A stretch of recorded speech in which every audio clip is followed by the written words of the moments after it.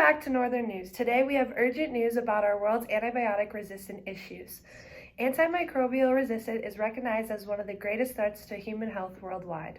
Antibiotics are becoming less and less effective in part due to overprescription and inappropriate use. What we want is selective pressure. This is when antibiotics create an environment where the bacteria struggle to survive.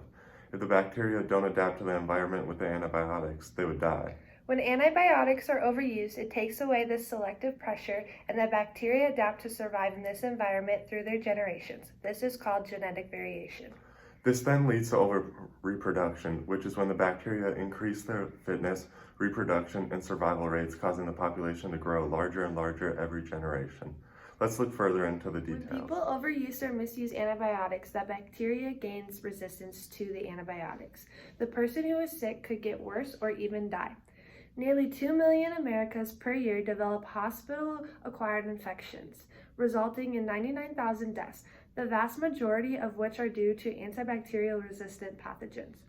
Along with the increased mortality rates, antibiotic resistance leads to higher medical costs and prolonged hospital stays. Two common healthcare-associated infections alone, sepsis and pneumonia, killed nearly 50,000 Americans and cost the U.S. healthcare system more than $8 billion in 2016. So as you can see here, we have a graph that shows that as the deaths increase, the total cost that it will cost our American healthcare system will increase over time.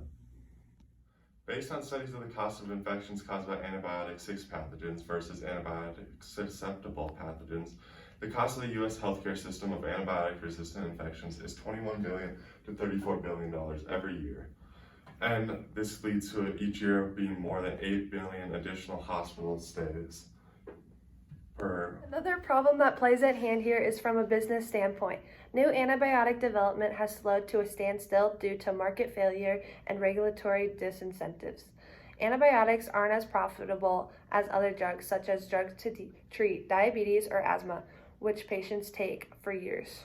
Also, the U.S. Food and Drug Administration has long delayed publishing workable guidances describing how companies should design antibiotic clinical trials.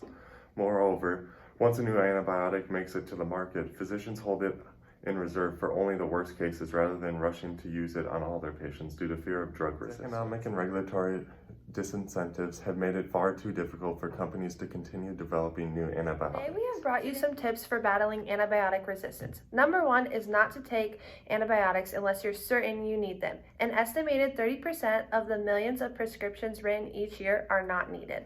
Number 2 is to finish your pills. When people receive prescriptions and don't finish their pills, it doesn't let the body heal the way it should, which results in more antibiotic use down the road. The final tip we have for battling antibiotics is to get vaccinated. When you are vaccinated, it helps fight disease, which brings people away from having to use antibiotics. As you can see, this could all lead to huge problems in the future. Although with your help, we could fix this problem to create better health for our future generations. Thank you for tuning in to Northern News. That's all we have for today. We'll be back when we have more information on this global crisis.